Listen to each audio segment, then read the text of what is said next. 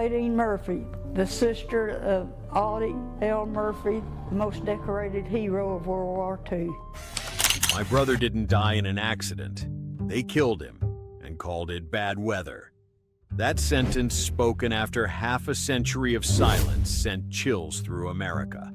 The one who said it was Nadine Murphy, the only surviving sister of war legend Audie Murphy, the hero who once single-handedly stopped an entire German company amid the gunfire of World War II, survived bombs and bullets, yet perished in a suspicious plane crash during peacetime.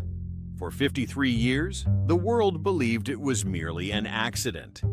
But through Nadine's words, we see the portrait of a hero, abandoned by Hollywood, manipulated by powerful elites, and threatened when he dared to confront the hidden powers.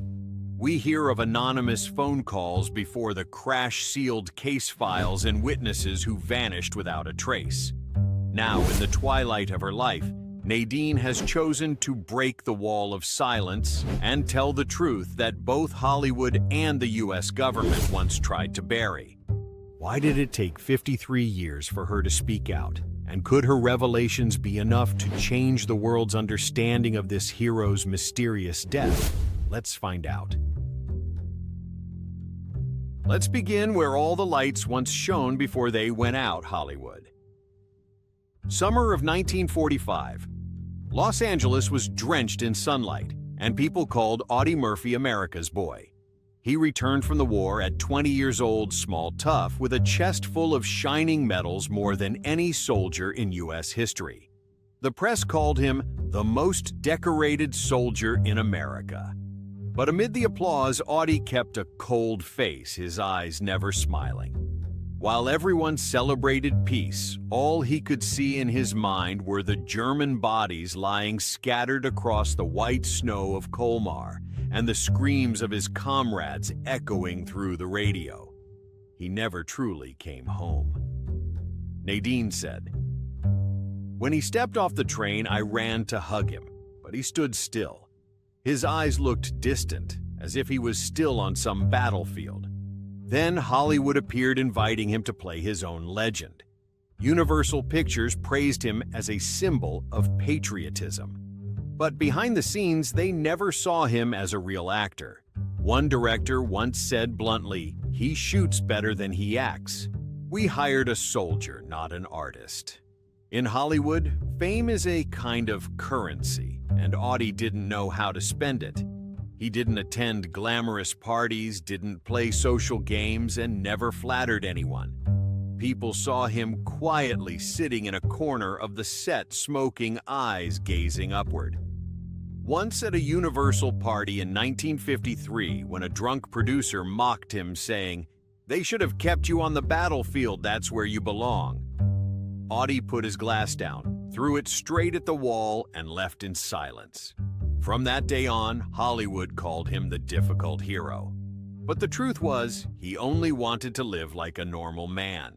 Nadine once said he slept with a gun under his pillow. Every time he heard a small noise, he jumped up, pointing the gun into the dark. Sometimes he cried, saying that the men he killed still came to him in his dreams.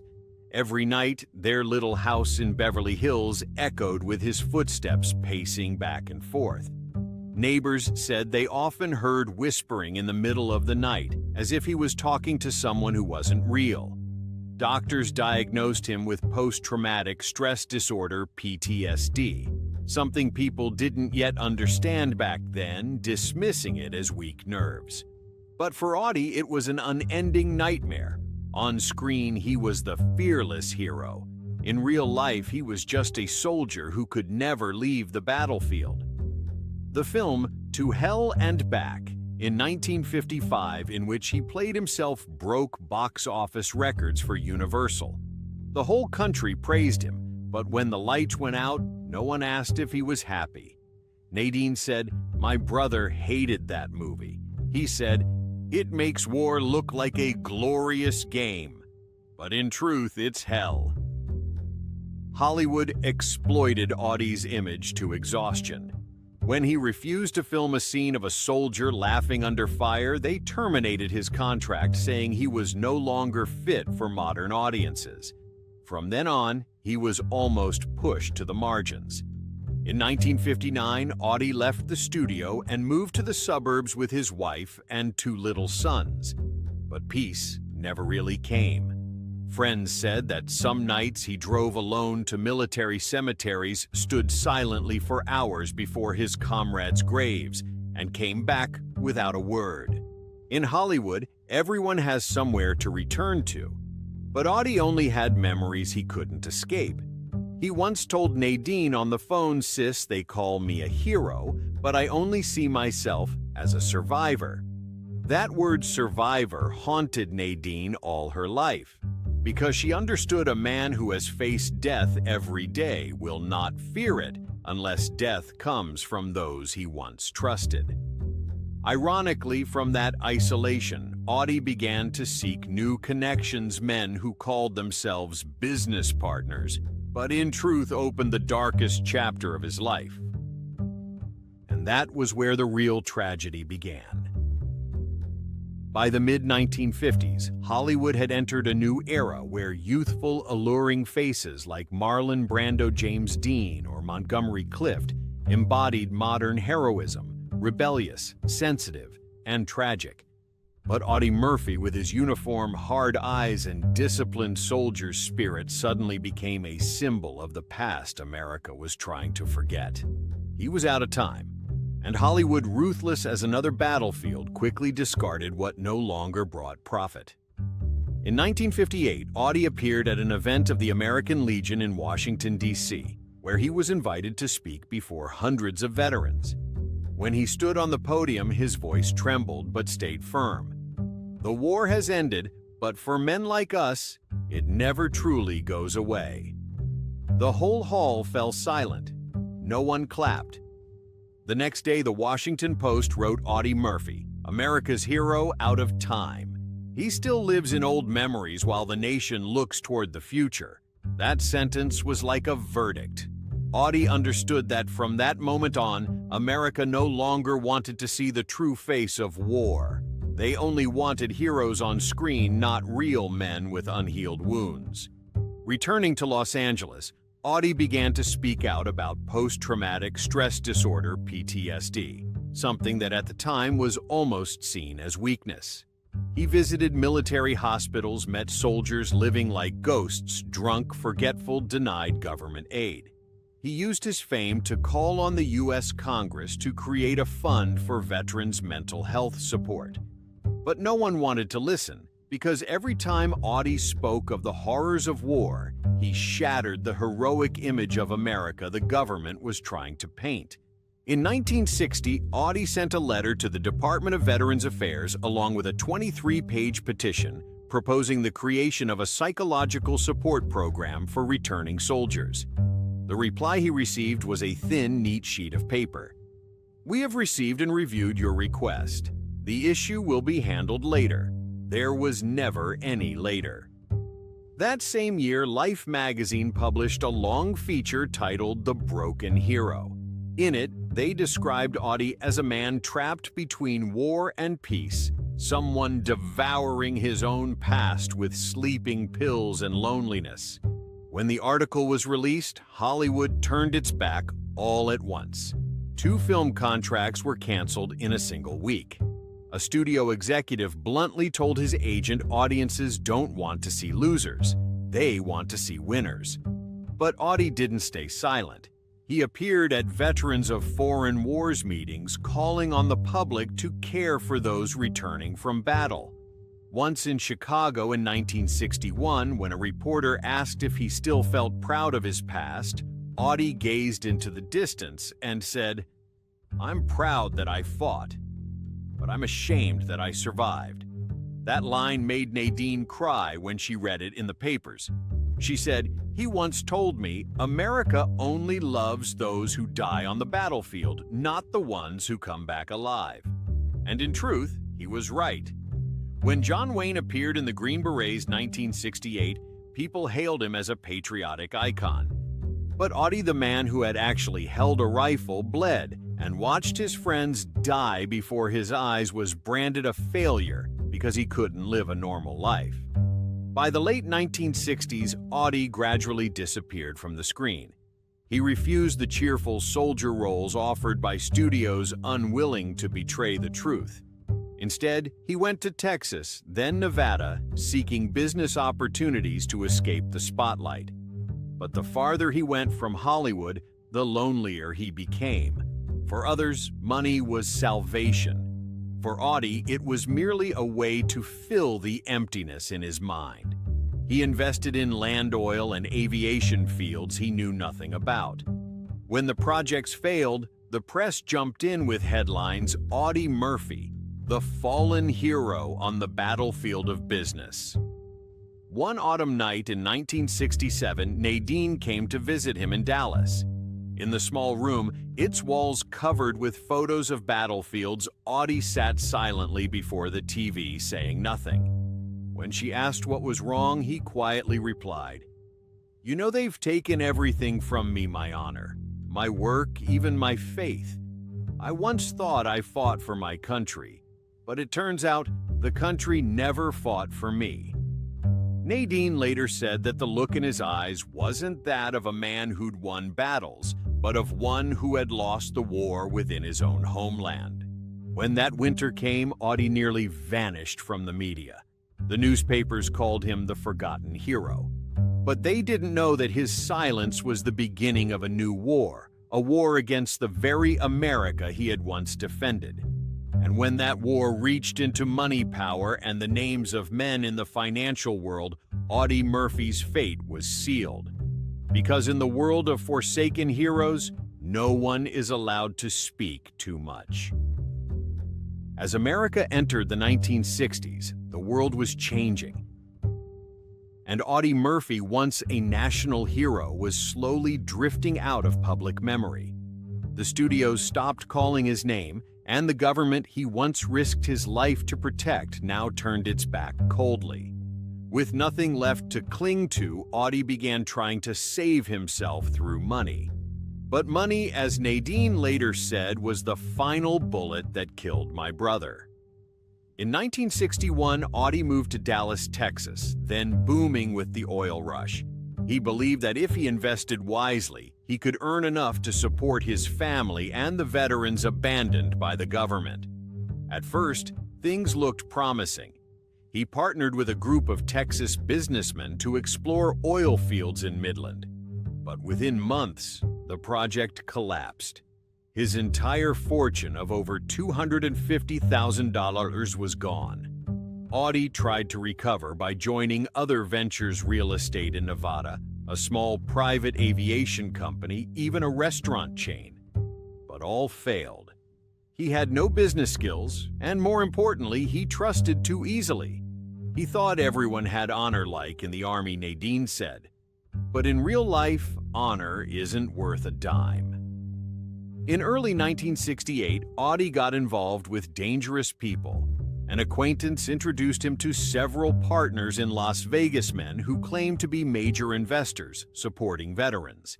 In reality, they were part of a Nevada-based mafia network laundering money from casinos into Texas real estate. At first, Audie thought they were legitimate businessmen. They spoke politely, wore expensive suits, called him America's hero. They promised to change his life with an aviation project called Sky Blue Ventures, investing in private jets for the rich.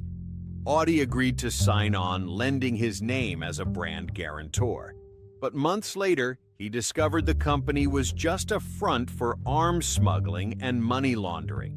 Transfer documents were forged. His shares were reassigned to strangers. When Audie demanded an audit, they advised him to let it go. Nadine said that during that time, Audie began receiving strange late-night phone calls. A low, cold male voice on the other end simply said, "A hero like you should know when to stay quiet."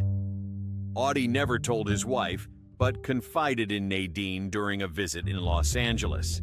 "They think I'm scared, but I've looked death in the eye before. If they want to threaten me, they picked the wrong man." But the deeper he dug, the more he realized he'd gone too far into dangerous territory. His close friend actor Charles Drake, who had starred with him in To Hell and Back, later said that Audie once showed him a folder containing transfer records between Sky Blue and several defense contracts in Washington. "If I go public with this, a lot of people won't sleep," Audie said, "but I'll finally be free." He planned to submit the files to federal court to expose all the investments. But before he could do that, everything began to spin out of control. A month before his death, Audie received a letter from his lawyer informing him that one of his partners intended to sue him for leaking internal information. Almost at the same time, another close friend in Dallas died in a car crash shortly after meeting with him. Audie began to believe he was being watched. He told Nadine, "There's a black Cadillac parked in front of my house 3 nights in a row. When I go outside, it disappears." Nadine said his voice that day sounded different, low but resolute. "He told me if anything happens, don't believe it was an accident." That was the last time she ever heard her brother's voice.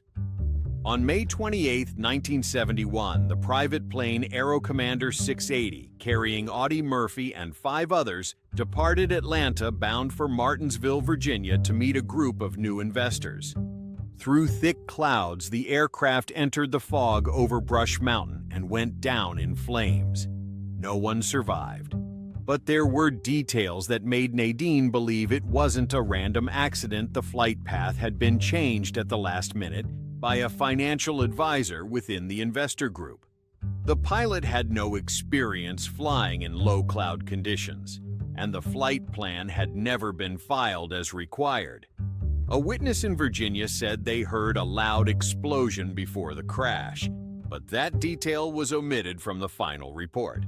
A few weeks later, the Federal Aviation Administration (FAA) released its conclusion: accident caused by bad weather. No newspaper dared ask further questions. No investigator was allowed to re-examine the original records. All evidence was sealed in a military storage facility. Nadine was invited to collect the personal effects, a scorched wristwatch, and a military ID card. No flight records, no black box, no explanation. She said, "They told me my brother died because of the clouds. But I believe those were clouds of gunpowder." After the funeral at Arlington National Cemetery, Nadine remained silent for 53 years. She buried her doubts along with her brother until a young journalist came to ask, "Did you ever think your brother was murdered?" For the first time, she replied, "It's not that I think, I know." And from that answer, the truth that America had buried for more than half a century began to resurface, a truth Nadine called the hero's shadow, where Audie Murphy's death was not fate, but a decision orchestrated by invisible hands.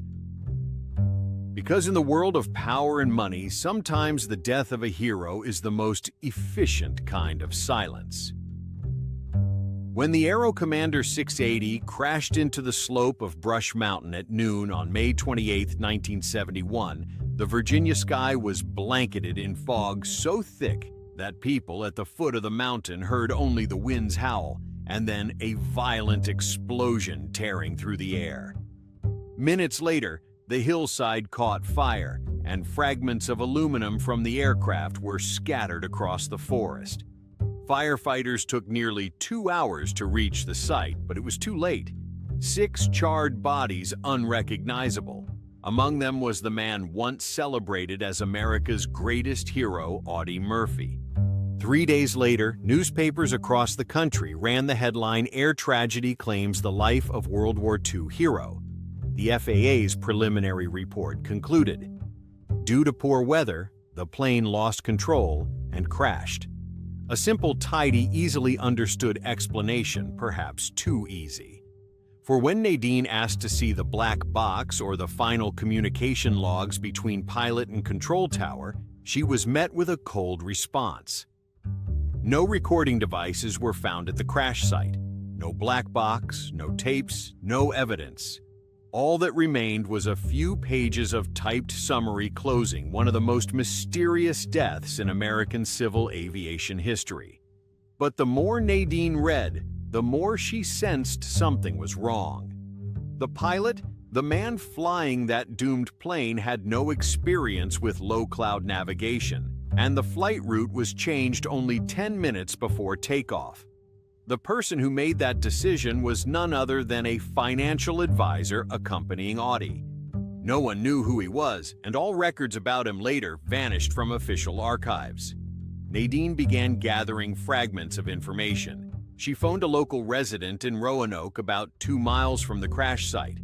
The witness told her that at noon that day they heard a loud explosion before the engine noise suddenly stopped, and seconds later the impact. Yet that detail never appeared in the FAA report. When she asked why, an investigator simply said, "There's no verified evidence." For years, Nadine persisted in filing petitions to reopen the case. All went unanswered. Not until the 1990s, nearly 20 years after the files had been sealed, was a portion declassified. But what was released only thickened the fog of suspicion. In the inventory of evidence, the fuselage fragments, control box, and navigation unit were all marked missing during storage. No one could explain how they vanished from the FAA's secure warehouse. By then, Nadine was over 60, yet she continued her search. In a 1993 interview, her voice trembling, she said, "They told me my brother died because of clouds, but I believe he died because of the truth." When asked who they were, she only smiled sadly and stayed silent.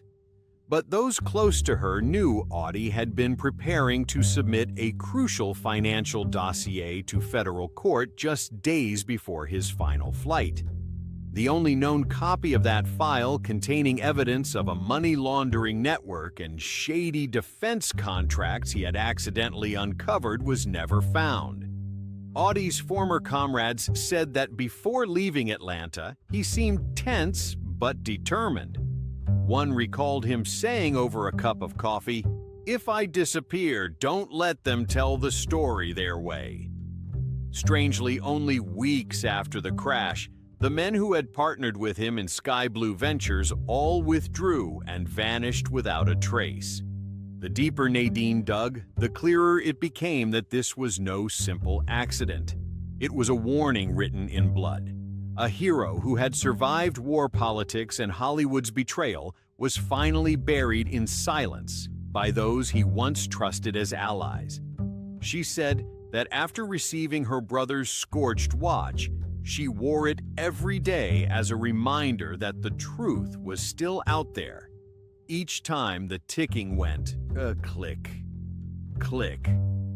In the night, she imagined hearing his footsteps, the sound of a soldier still walking, still searching for the justice he never found. Now, with all evidence erased and the records decaying in storage, only the unshakable faith of a sister remains. She said, "They silenced my brother before he could tell the world what it needed to hear." That is why, more than half a century later, Nadine Murphy still refuses to be silent. For she believes that behind the phrase weather-related error lies a perfectly disguised crime. After Audie Murphy's death, people remembered him simply as America's greatest soldier. But in the final years of his life, behind the glow of fame was a man deeply wounded by those he had loved and by the very world that built his statue, only to turn and tear it down. The first to witness that tragedy was Wanda Hendricks, Audie's first wife. They met when Wanda was just 19, and he was already a war hero stepping into Hollywood. Their 1949 wedding appeared on the cover of Life magazine, a picture-perfect American fairy tale. But the dream soon collapsed.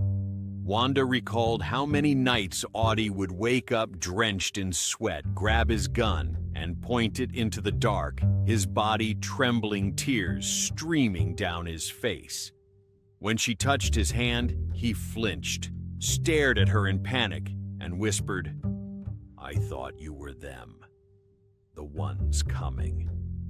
Wanda tried to endure it, but she could not comprehend the invisible terror eating away at him. She said he lived in two worlds, one in Hollywood and one still trapped on the battlefield, and I couldn't save him from either. They divorced after just a year. She left quietly, leaving Audie alone with an empty house and the echoes of his past. But Hollywood wouldn't leave him alone.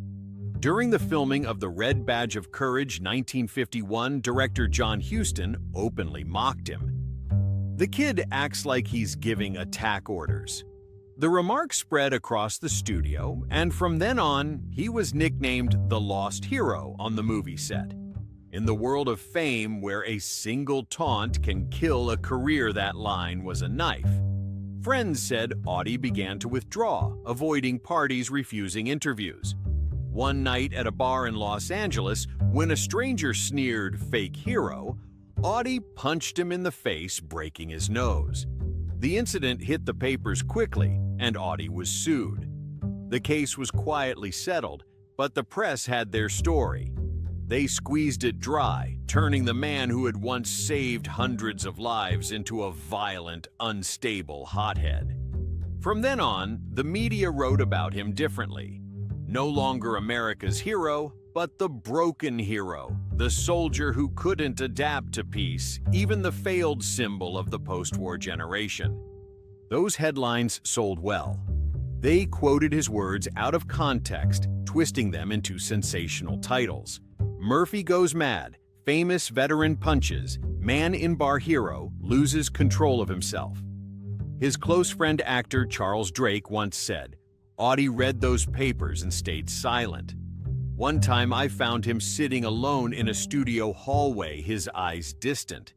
He said, I killed Germans to keep this country free, but now it's my own country that's taken my freedom.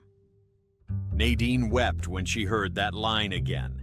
She knew her brother was exhausted not just by money or failure, but by the feeling of being betrayed by his own homeland. Once when she visited, she found him standing on the porch staring into the distance, and he said, You know, they're killing me with newspapers instead of bullets. Hollywood. The very thing that once painted him as a shining icon now turned him into a ticket-selling tragedy. They reconstructed his image in documentaries, but instead of praising him, they portrayed a mentally unstable hero. Some producers even used his name to market war films, as if his real life were nothing more than a tool to bait audiences. Nadine said, I read every article, heard every rumor, and I realized they had killed my brother twice, once on the battlefield, and once with contempt. That line later became the title of a lengthy piece in the Dallas Morning News exposing how the media had eroded the honor of a true hero. After 1965, Audie hardly appeared in public anymore. He left the sets, stayed away from Hollywood, and lived quietly in Texas with his second wife, Pamela Archer, and their two sons. But the ghosts of those years of mockery still clung to him. Friends recalled that on some nights he would sit for hours in the living room staring at the wall and murmuring, If I die, at least they'll leave me alone. For Nadine, the pain feels as fresh as ever each time she looks back. She said Hollywood gave him a medal of gold, then took it back with silence. And it was that very silence that became a second grave burying the soul of Audie Murphy, a hero, wounded by the very people who once worshipped him.